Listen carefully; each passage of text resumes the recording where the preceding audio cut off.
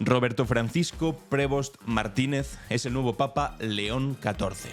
El nuevo sumo pontífice de la Iglesia Católica ha sido elegido a los 69 años de edad, lo que le convierte en un papa relativamente joven, nacido en los Estados Unidos, lo que le convierte en el primer papa estadounidense, pero cuidado, también con nacionalidad peruana.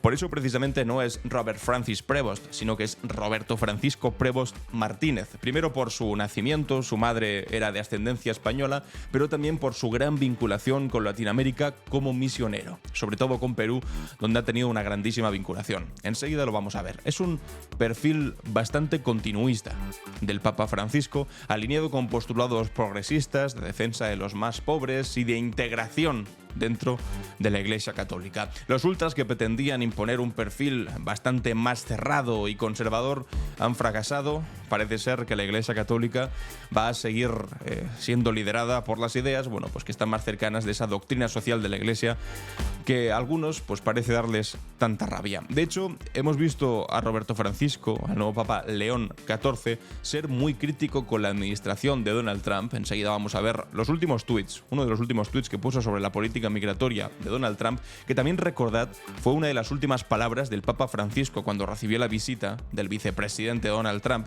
J.D. Vance. Y la extrema derecha ha empezado a llamarlo, amigos y amigas, el Papa Woke. No te lo puedes perder, es espectacular, como ya incluso están renegando de la Iglesia Católica.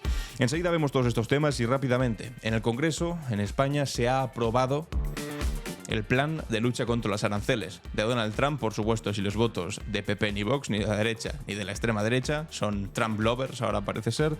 Y en segundo lugar, este fin de semana tendremos que sufrir una nueva manifestación en Colón. ¿Os acordáis de esas manifestaciones tremendas de la derecha y la extrema derecha pidiendo elecciones desde el primer día de gobierno progresista? Bueno, pues vuelven otra vez a Colón. Amigos y amigas, parece que no aprenden. Vamos a ver todas estas noticias el día de hoy, viernes 9 de mayo, en Clave Barroso. Estás escuchando Clave Barroso, un podcast de Alan Barroso. Y este es el momento en el que anuncian al nuevo Papa.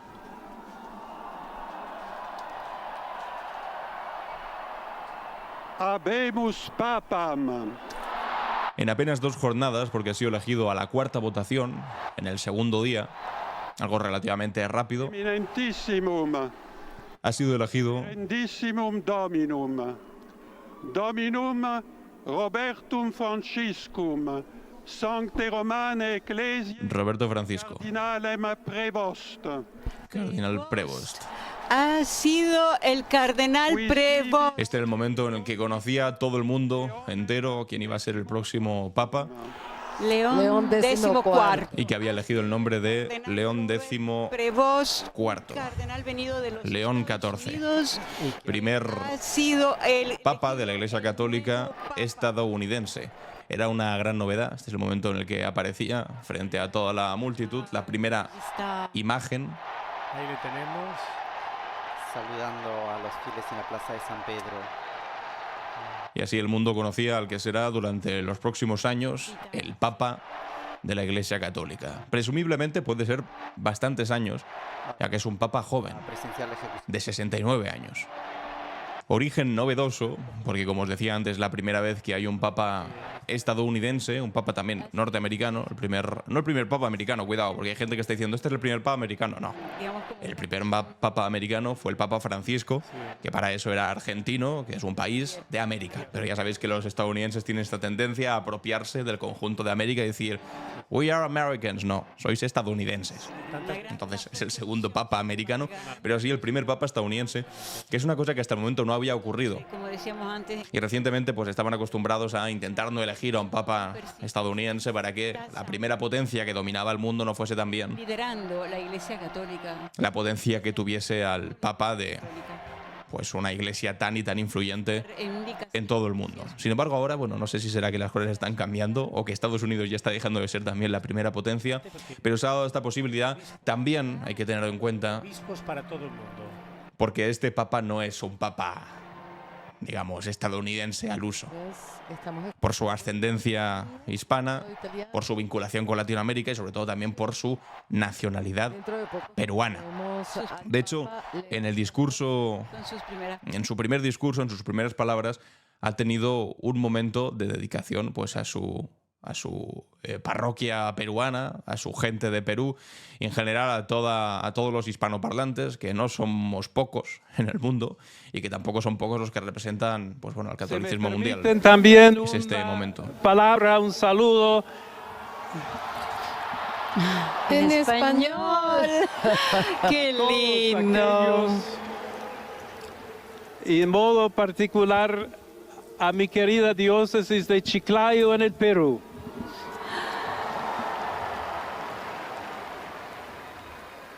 Donde un pueblo fiel ha acompañado a su obispo, ha compartido su fe y ha dado tanto para seguir siendo iglesia fiel de Jesucristo.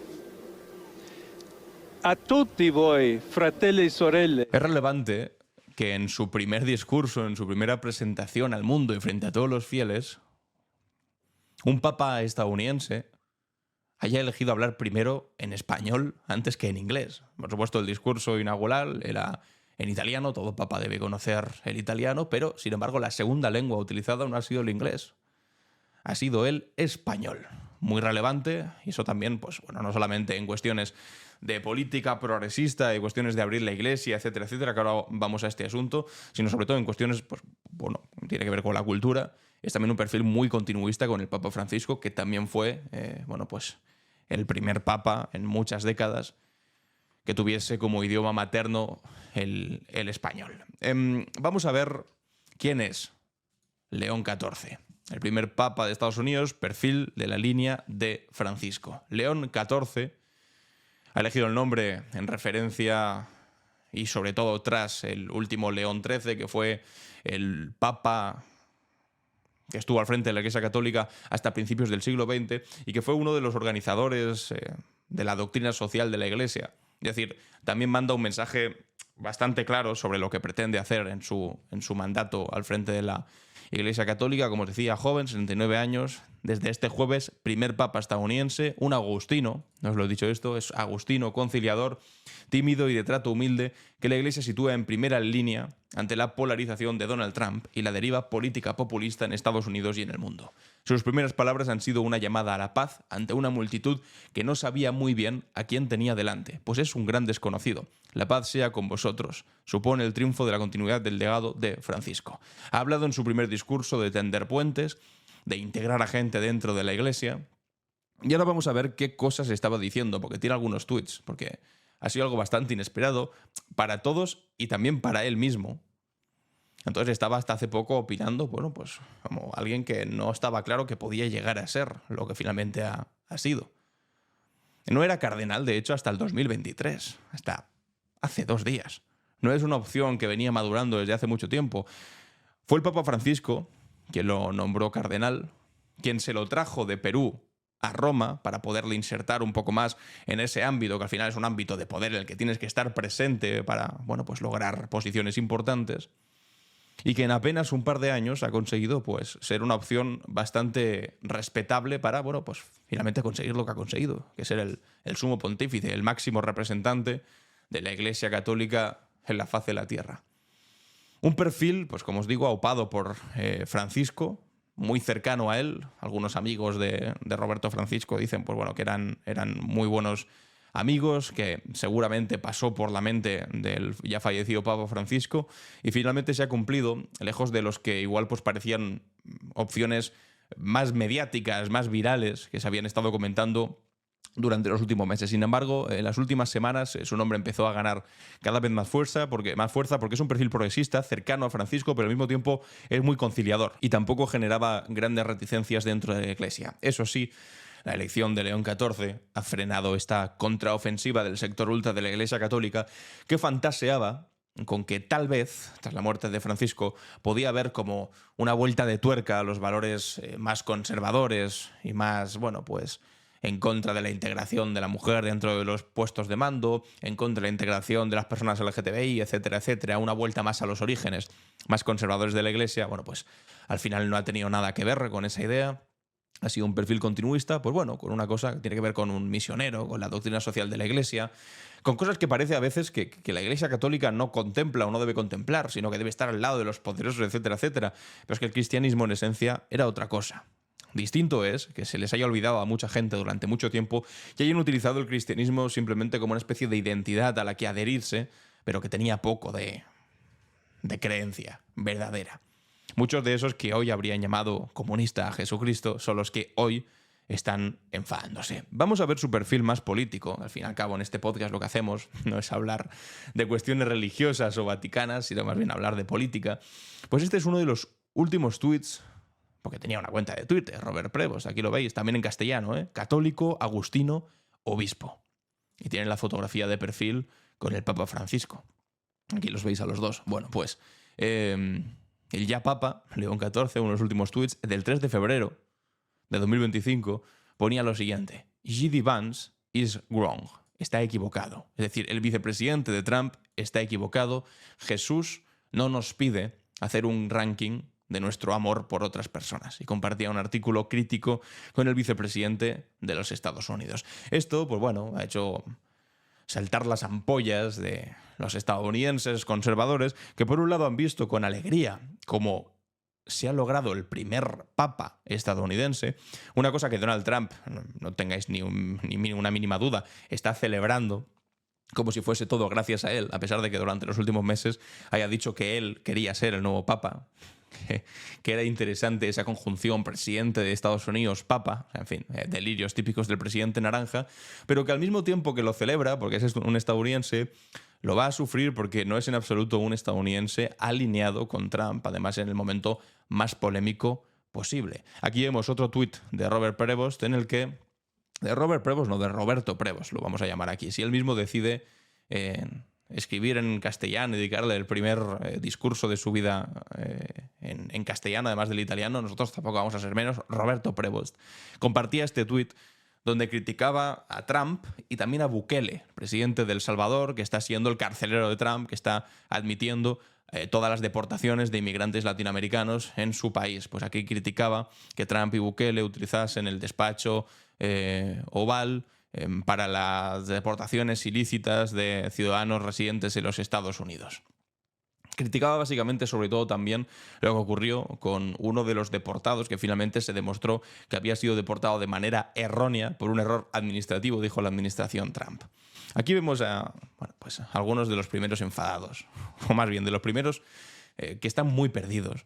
Javier Negre, para quien no lo conozca, entiendo que aquí muchos lo conoceréis, pero si hay público de Latinoamérica o público hispanoparlante, que seguramente llegan aquí unos cuantos buscando información sobre el nuevo Papa, Javier Negre es uno de los máximos difusores de bulos que tenemos en España, es uno de los ultras de la extrema derecha mediática en España, y decía lo siguiente: el norteamericano Robert Francis Prevost, por supuesto, a pesar de ser muy español, que ponga el nombre completamente en inglés, nuevo papa, se llamará León XIV, J.D. Vance y Trump hicieron magia. Bueno, pues no puedes estar más equivocado que J.D. Vance y Trump hicieron magia, porque de hecho lo que hacía Roberto Prevost, era criticar duramente a J.D. Vance, que como os decía al principio fue la última visita que recibió el Papa Francisco, criticó la política de dureza contra los migrantes por parte de la administración Trump y al día siguiente, desgraciadamente, murió. Pero hasta el último de sus alientos, y después además de unos meses muy complicados de salud del Papa Francisco, dedicó su voz y su influencia a criticar a la administración Trump. Y ahora el que entra en absoluto es gracias a Vance y a Trump, que hicieron magia, como decía el mediocre Javier Negre, sino más bien de todo lo contrario. Pero ya que estamos hablando de mediocres, no podía faltar Javier Milei, que es el presidente del país pues que vio nacer al Papa Francisco y crecer, y que además trató con tanta dureza también al anterior Papa. Lo llamaba el representante del maligno en la tierra.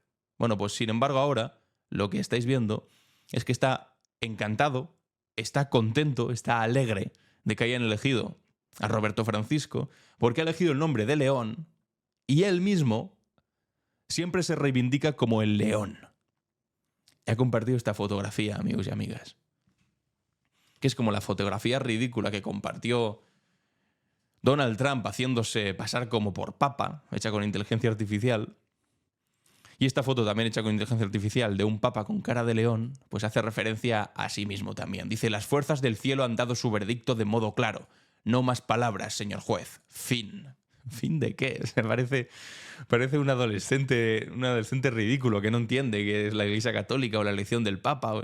En fin, poniendo esto y subiendo una fotografía, pues haciéndose como referencia a sí mismo. Es algo bastante ridículo. Claro, le están recordando debajo, es cuca, que es como llaman a los progresistas en Argentina. Es cuca. Es un progre, es un maldito progre. Y ahora estamos entre los que niegan la realidad, como Javier Negre, que dice eso gracias a Trump, otros como Javier Milei, que están como reivindicándose a sí mismos, como que han sido los que han conseguido que esté ahí este señor y que haya elegido el nombre de León. Y otros que están pues ya directamente enfadados, como este señor de aquí, de Estados Unidos, Joe Manarino, es uno de estos de extrema derecha mediática, un comentario de la extrema derecha mediática estadounidense, y dice: entonces, el nuevo papa ha atacado recientemente a J.D. Vance. Ha mostrado solidaridad con Kilmar Abrego García, que es este inmigrante que deportaron de manera irregular a El Salvador, y le ha rogado a Trump que abra las fronteras como lo hizo Biden. Este tipo es peor que Francisco. Ya están rabiando de esta manera. Aquí Laura Loomer, otra de estas comentaristas, compartía un tuit de Roberto Prevost retuiteando pues, a un obispo hablando sobre George Floyd, que fue este ciudadano estadounidense afroamericano que fue asesinado en directo, grabado por una cámara además por la policía. Y decía: el nuevo papa una vez retuiteó una publicación sobre cómo debemos seguir orando por el criminal profesional y drogadicto George Floyd. George Floyd fue una persona a la que, como tantas, de piel negra, la policía estadounidense acabó matando simplemente por racismo, por el color de su piel. Y ahora intentan, no hay nada más miserable que después de haber asesinado a una persona, intentar criminalizarlo, llamarlo criminal, drogadicto, tal. El tuit decía que todo odio, violencia y prejuicio sean erradicados. ¿Qué prejuicio? Es otra forma de escribir sobredosis de fentanilo. Es mentira, no murió por sobredosis de fentanilo, pero es su forma. De hecho, los policías fueron depuestos de su trabajo. Pero bueno, es una forma de intentar humillar incluso a quien han matado. Y entonces acaba diciéndole: papa marxista. Esta va a ser la línea habitual de actuación de la derecha y de la extrema derecha, con un papa al que no entienden y que en lugar de comprender o acercarse a él o intentar reintegrarlo dentro de su línea, no. Ya lo rechazan desde el primer día, llamándole papa woke, papa marxista. No pueden estar más perdidos. Y os digo una cosa: si esta gente avanza por este camino, adelante. Que hagan lo que quieran, que demuestren ya pública y explícitamente que no tienen nada que ver ni con la Iglesia Católica, ni con el cristianismo, y sobre todo, en absoluto, con la doctrina social de la Iglesia. ¿A quién le cabría pensar que una religión construida sobre un tipo que fue un inmigrante irregular también, que huía por su vida, como Jesucristo, cuando fue de aquí para allá, huyendo de una muerte segura, de una persecución, que fue crucificado? Esta gente sería los que crucificarían a Jesucristo. Hoy lo llamarían comunista, hoy lo llamarían deportado y encadenado a las cárceles de Nayib Bukele en El Salvador. Pero sin embargo, al mismo tiempo se han reivindicado durante mucho tiempo como cristianos, muchos como católicos. De hecho, J.D. Vance, el vicepresidente de Donald Trump, es católico. Donald Trump no es católico, es cristiano, pero no católico. Pero J.D. Vance es católico. Pero han hecho simplemente como una identidad a la que agarrarse. Como una forma de poder odiar al contrario. Como una forma de: yo soy católico en tanto que no soy musulmán, o todas estas cosas que me aterran, etcétera, etcétera. Pero lo han aceptado, lo han asumido simplemente como una identidad vacía, que en el momento de rellenarla de cuestiones concretas, es decir, de la doctrina social de la Iglesia o de las enseñanzas que daba Jesucristo sobre ayudar a los más débiles, darle al que no tiene, repartir los alimentos, o proteger al migrante, por ejemplo, entonces resulta que todas esas ideas les parecen comunistas. Papa marxista, dice. Lo que le habrían dicho a Jesucristo nos habría hecho temblar a cualquier persona decente. Pero así es la extrema derecha del mundo, amigos y amigas. Vamos a lo que ha ocurrido en nuestro Congreso. Y es que el Congreso de los Diputados ha convalidado ya las medidas contra los aranceles de Donald Trump, con el rechazo, cómo no, de Partido Popular y de Vox. El bloque de investidura y Unión del Pueblo Navarro, un partido de derechas navarro, pero bueno, que han dado el apoyo esta vez porque es de sentido común, dan el visto bueno al paquete del gobierno que moviliza más de 14.000 millones en ayudas para paliar el efecto de las políticas estadounidenses en España. Y mientras los españoles nos preparamos para un eventual golpe del presidente naranja de los Estados Unidos contra la economía global, la europea y por supuesto también contra la española, que iba a hacer daño pues, a sectores como el del acero, el del aluminio, el de los agricultores. ¿Qué es lo que ha hecho el Partido Popular y Vox? Bueno, pues de Vox no esperábamos otra cosa, porque es un tipo que alegremente entra en regocijo supremo cuando Donald Trump menciona su nombre, aunque sea de una manera bastante mediocre, diciéndole San Diego, Abascal. Abascal se emociona.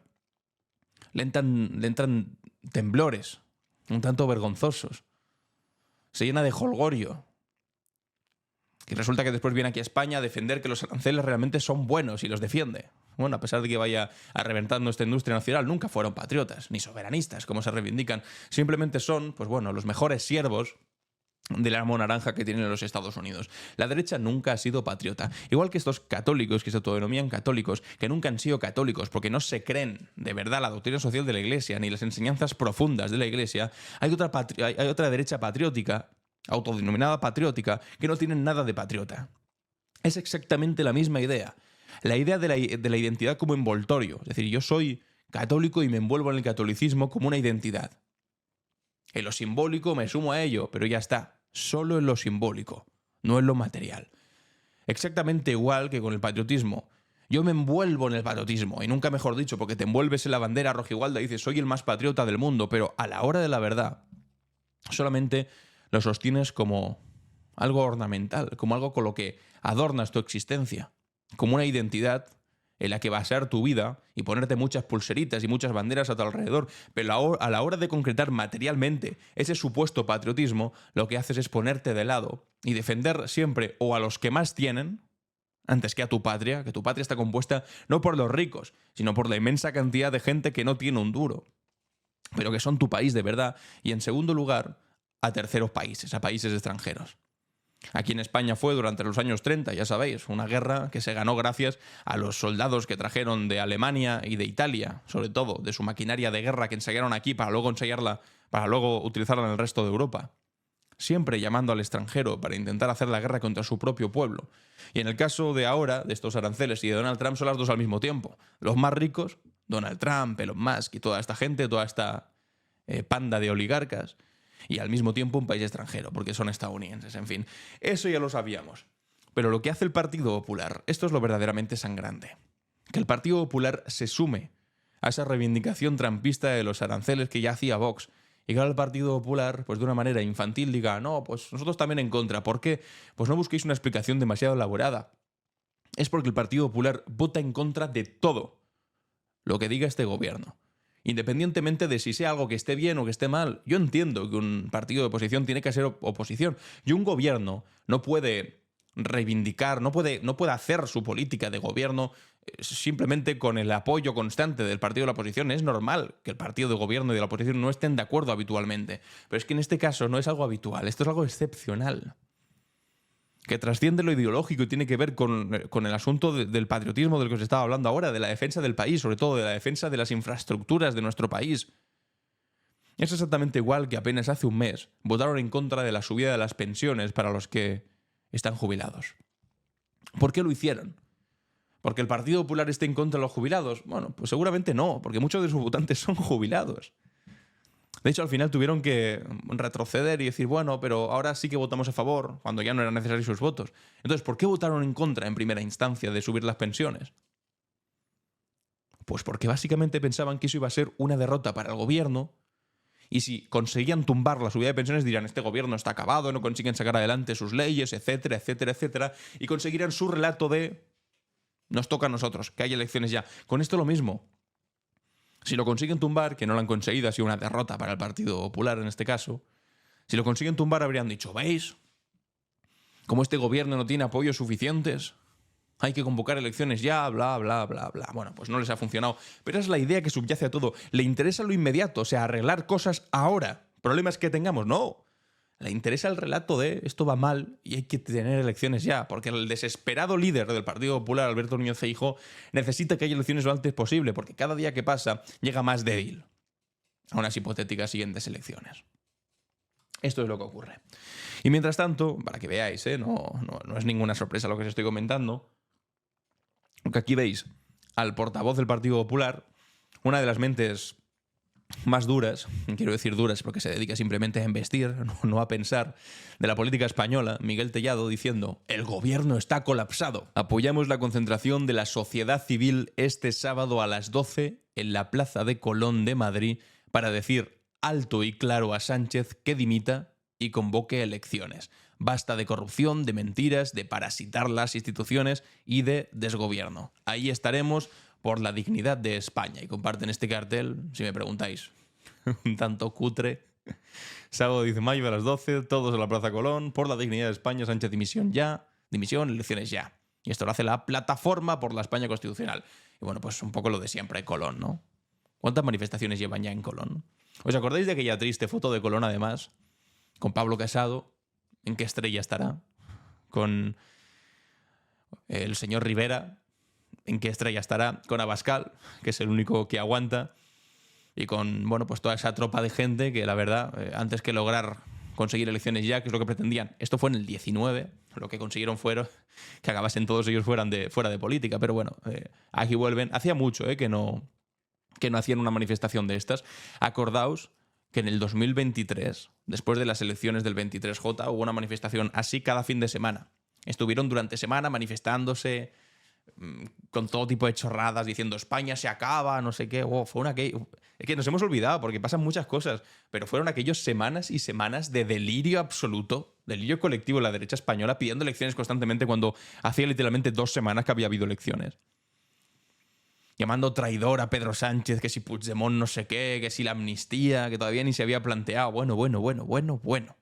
La que tuvimos que aguantar con esta gente. Porque no eran capaces de asumir un resultado electoral, que también os digo.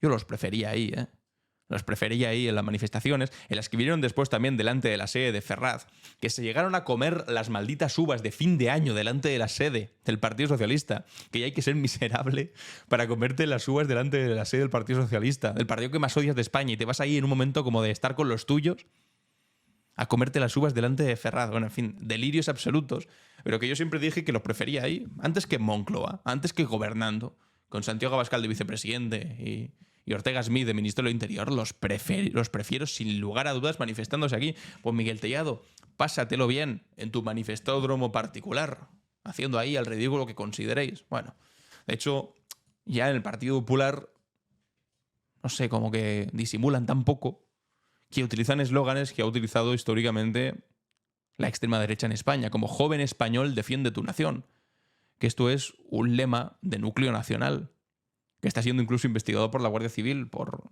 ser un movimiento neonazi peligroso en España. Bueno, pues el Partido Popular deciden copiarle el eslogan joven español defiende tu nación, que es lo mismo otra vez, como defiende tu nación ¿de qué? Porque cuando se trata de defender tu nación votando en contra de los aranceles de Trump, pues vosotros os ponéis de lado. O más bien, votáis en contra del plan de los españoles para luchar contra los aranceles de Trump. O sea, ¿cómo se defiende la nación? ¿Haciendo el ridículo en Colón de manera periódica cada X meses? ¿O haciendo política para efectivamente defender a los españoles? Esta es la duda que me entra a mí. Es que no se puede ser más mediocre, de verdad. Defiende tu nación. ¿Que esto qué es? Ir a gritar la Constitución destruye tu nación, como hacíais delante de la sede de Ferraz. Entiendo, ¿no? Y esto que vais a ver ahora, pues ya es el delirio definitivo. Esto es solidaridad. Sindicato Solidaridad. Sindicato por decir algo. Pero es el pseudo sindicato que tiene montado Vox. Atención, que metió a uno de sus tipos ahí al frente. Ahora vamos a hablar un poco más de este señor. Y resulta que hablando sobre la reducción de la jornada laboral... El gobierno ha anunciado que va a reducir la jornada laboral a 37,5 horas a la semana. Incluso más adelante van a ser 35, claro. No os podéis imaginar qué es lo que finalmente dice de esta reducción de la jornada laboral. No se puede conseguir este tipo de mejoras si estamos afectando al tejido productivo nacional. Lo que exigimos los trabajadores... Es decir, nos parece bien, ¿no?, que los trabajadores... Eso faltaría un sindicato diga, no, que los trabajadores trabajen más. Y dice, bueno, nos parece bien que haya medidas a favor de los trabajadores, eso sí, no puede ser afectando a los empresarios. Como, de verdad. O sea, no sois un sindicato, sois una broma. sois un chiste. De hecho, veía un tuit que me gustó bastante, lo compartí ayer, de Alex Politics, que decía: como sindicato de trabajadores estamos en contra de que los trabajadores curren menos porque sufren las empresas. No lo han dicho de broma. Es que ¿para qué quieres patronal? ¿Para qué quieres patronal teniendo un sindicato así? Bueno, pues a nadie le sorprende que un sindicato de Vox, en lugar de defender a los trabajadores, defienda a los empresarios. Y aquí pues uno le recordaba a este señor que lleva desde el 2023 como concejal en Sant Adrià del Besòs y además como diputado de la Diputación de Barcelona, cobrando un jugoso 7.295 euros mensuales. El líder del sindicato, que después esto se mete mucho, con UGT, con comisiones obreras, los llaman comegambas, no sé qué, no sé cuántos, pero a la hora de la verdad, ¿ellos qué son? Bueno, pues nada, el líder del sindicato que cobra 7.200 pavos al mes, amigos y amigas, en fin.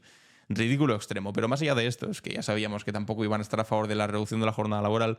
Lo que nos debería preocupar es esto, que Junts ha dado un portazo a Yolanda Díaz y ha insistido en que va a tumbar la reducción de la jornada laboral, diciendo que los catalanes no somos unos vagos. Es decir, amigos y amigas, los de Puigdemont están diciendo directamente que la reducción de la jornada laboral es una medida con la que se van a alinear con el Partido Popular y con Vox, una vez más. Se alinean para las mejores cositas, para reducir los impuestos a las grandes energéticas, los votos de Junts, de Vox y de PP.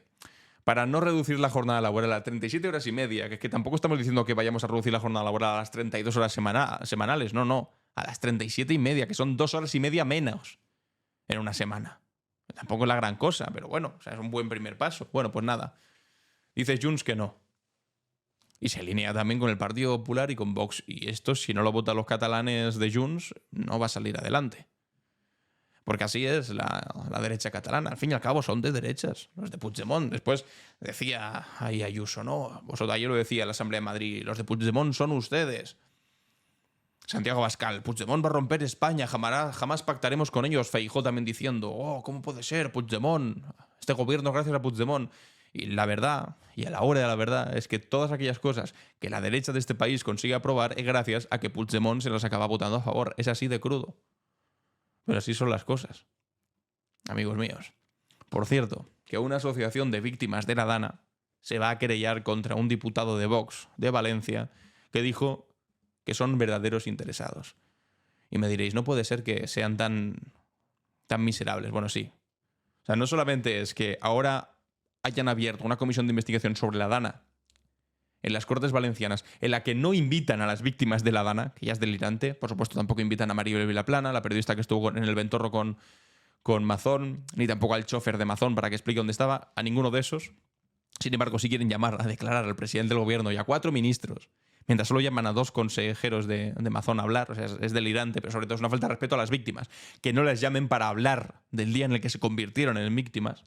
Pero no solamente contentos con eso, sino que ahora además los llaman interesados. Y esto, amigos y amigas, ha ocurrido. Mucha atención.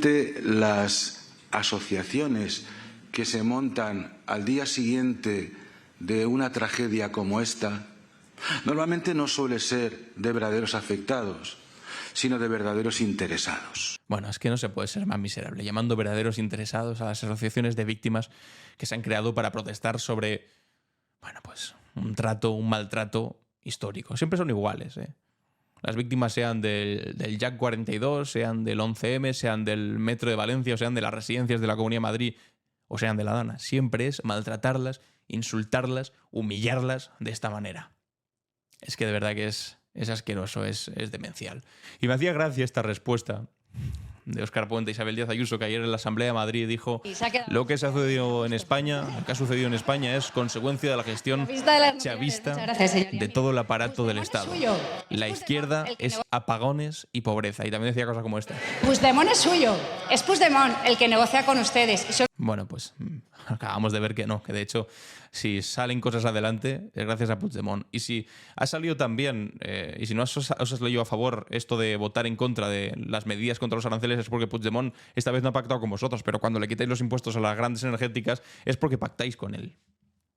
Ahora que os vais a cargar la reducción de la jornada laboral, que me gustaría también ver cómo se lo explican a sus votantes curritos. Oye, mira, que vas a trabajar más porque Puigdemont y yo hemos pactado una cosa sobre la jornada laboral. ¿Qué te parece? Eso no te lo van a decir, por supuesto. Bueno, pues Óscar Puente le contestaba, muy chavista el gobierno de España, pero te faltó tiempo para pedir que asumiéramos la gestión en Madrid el día del apagón. La derecha es muerte e incompetencia. Y es que es verdad que el día del apagón, tardó menos que nada en decir no, que ponga la emergencia nacional y que se encargue de este tema el gobierno.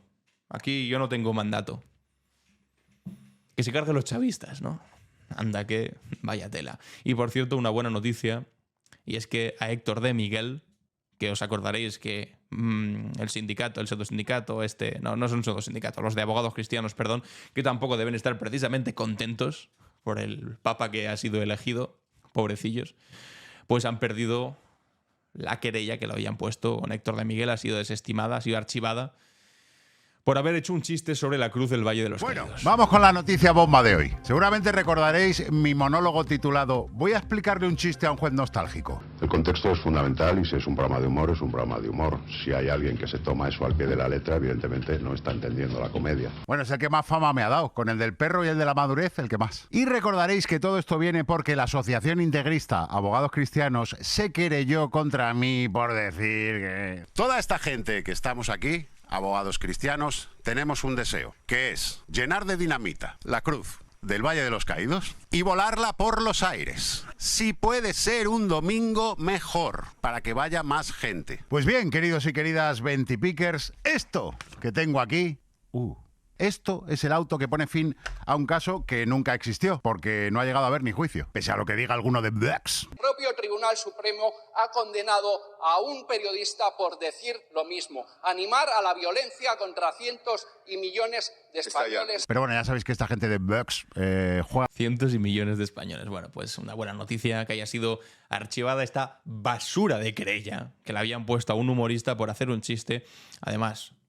un chiste que os diga sobre una realidad, que es que tenemos todavía en España un espacio de peregrinación fascista como el Valle de Cuelgamuros, que no sé si va a ser posiblemente resignificable en algún momento. Bueno, en fin, eso es tema para otro podcast, de otro momento, y tal vez otra querella de abogados cristianos, porque con esta gente ya sabéis que están contentos poniendo querellas de aquí para allá, pero muy tristes por la elección de un nuevo papa que para ellos era un progre peligroso comunista.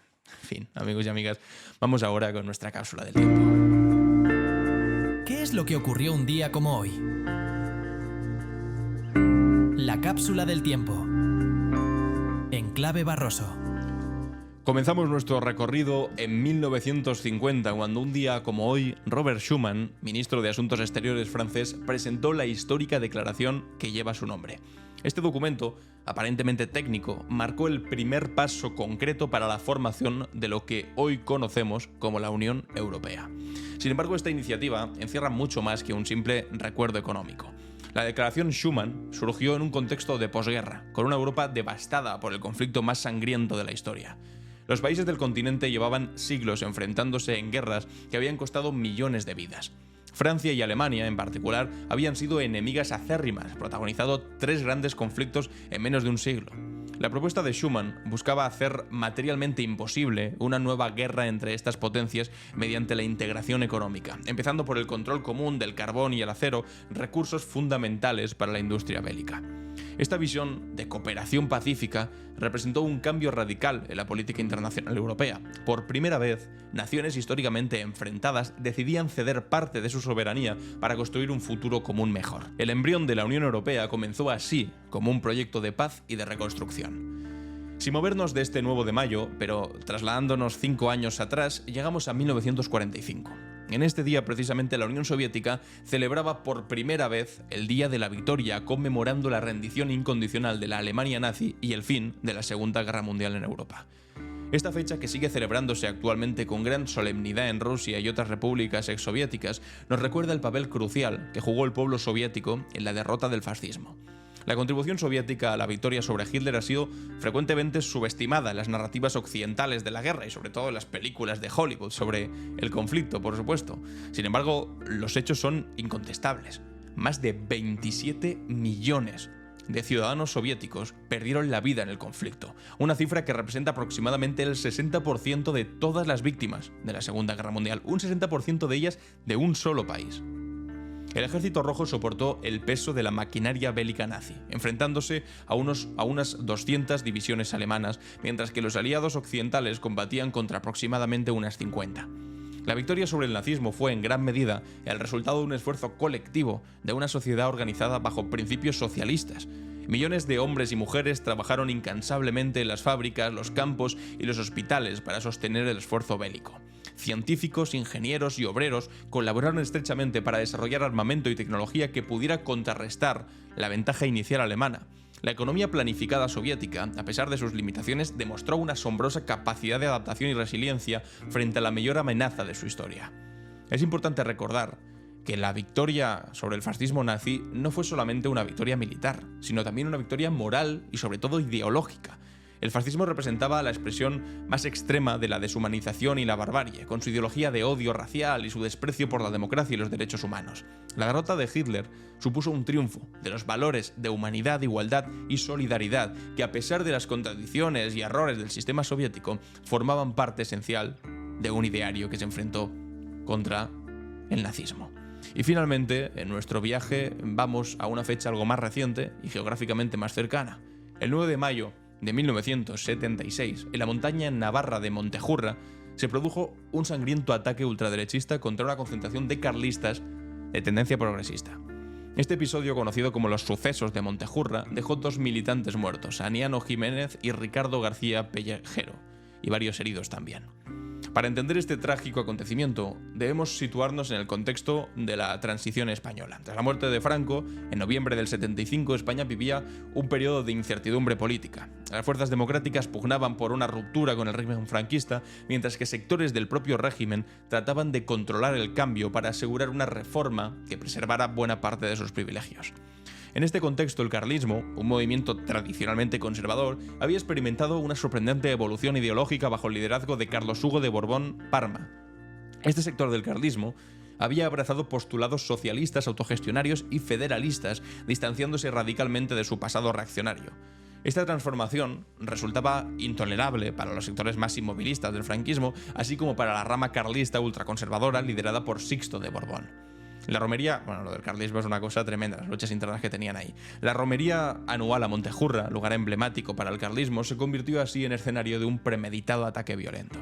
Grupos armados de ultraderecha, entre los que se encontraban neofascistas italianos, argentinos y franceses, dispararon contra los militantes progresistas con total impunidad. Lo más escandaloso de este episodio fue la pasividad cómplice de las fuerzas de seguridad, que no intervinieron para detener la masacre e incluso facilitaron la huida de los agresores. Las investigaciones posteriores revelaron conexiones entre los atacantes y los altos cargos del gobierno y los servicios de inteligencia. Sin embargo, la justicia nunca actuó con contundencia y los principales responsables intelectuales quedaron impunes. En 1978 se dictó la Ley de Amnistía, que sepultó definitivamente cualquier posibilidad de esclarecimiento de aquellos sucesos. Los sucesos de Montejurra ilustran perfectamente cómo las contradicciones y limitaciones de la transición española existieron en aquel momento, porque mientras se avanzaba formalmente hacia un sistema democrático, persistían estructuras de poder y prácticas represivas heredadas del franquismo. La llamada reforma pactada se realizó en gran medida bajo la tutela de los aparatos del Estado franquista, lo que explica la impunidad con la que pudieron actuar grupos ultraderechistas durante aquellos años. Y hasta aquí nuestra cápsula del tiempo. Vamos con las preguntas y respuestas.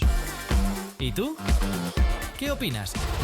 En Clave Barroso. Bienvenidos y bienvenidas a ¿Y tú qué opinas?, donde os hago una pregunta y después leo vuestras respuestas. Aquí José Pulido dice: pienso que si la derecha de este país sigue así, no probará en mucho tiempo las mieles del éxito. También creo que este presidente se crece con cada cosa que pasa y que ha sabido elegir muy bien a sus ministros. Solo le falta no depender tanto de otros, como de Puigdemont, por ejemplo, aunque, eso es la democracia, claro.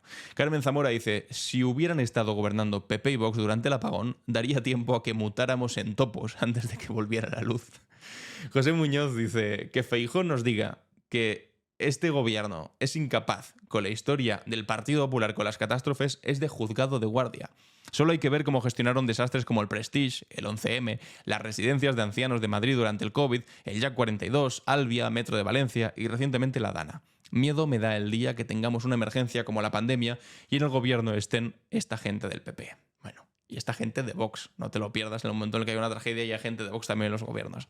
Amigos y amigas, para el capítulo del lunes que viene, evidentemente os tengo que preguntar sobre Roberto Francisco Prevost Martínez y esta rabieta que ha cogido la derecha, la extrema derecha mundial, con que, bueno, pues el catolicismo efectivamente se comporte de manera social como debe comportarse el catolicismo según las enseñanzas, por lo menos, de Jesucristo, ¿no? Es un tanto contradictorio esta identidad a la que se aferran como un clavo ardiendo, pero con la que realmente pues, no comulgan en la materialidad más explícita. Así que, amigos y amigas, os leo los comentarios con esa pregunta, una R, 2 puntos, si queréis hablar sobre los aranceles de Trump o sobre la manifestación en Colón, que ya la habremos visto, también encantado de leeros, una R, 2 puntos y vuestra respuesta. Y hasta aquí ha llegado el capítulo de hoy, nuestro bendecido capítulo de hoy, del viernes 9 de mayo. Yo soy Alan Barroso y esto ha sido Clave Barroso.